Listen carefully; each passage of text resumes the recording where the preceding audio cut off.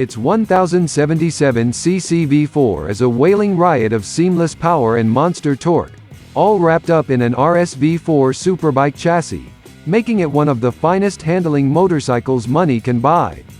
Despite being superbike fast, it's calm and comfortable on the road and comes fully loaded with the best chassis and electronic goodies around. It didn't need a refresh, but for 2021 it gets a host of engine, chassis and styling updates to keep it ahead of the competition anyway. No motorcycle is blessed with such a supple road ride that's also razor sharp on track. Nothing spills out such velvety low-down power that will also rip your face off when you get to the red line. Even fewer handle and grip like a superbike but are comfortable enough to waft big distance in comfort. The Aprilia is all those things and so much more. Its wailing exhaust note, the tech, the designer chassis labels and luxury. Aside from its new looks and color dash, it's much the same to ride as before and still the best super naked money can buy. Let's address the elephant in the room. The Aprilia Tuono has a small fairing.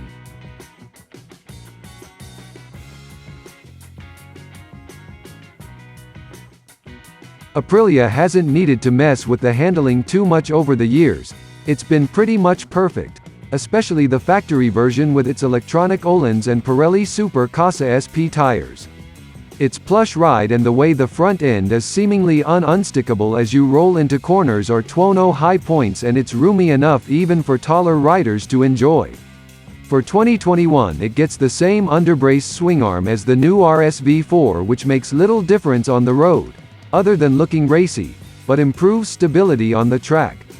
Unlike the 2021 RS-V4 Superbike, which gets a capacity hike, the Tuono V4 sticks at 1077cc.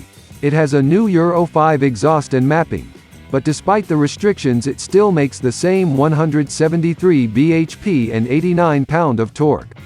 It doesn't need 200 bhp to impress on the road or dominate on track, and instead it has a deliciously wide spread of perfectly delivered power that is docile or bonkers as you want it to be, and ghostly soundtrack that's impossible to get enough of.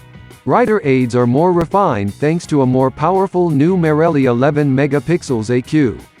The riding modes and aids are almost infinitely customizable, and many a summer's evening can be spent fiddling the traction and wheelie control to help you shave a few tenths off your commute.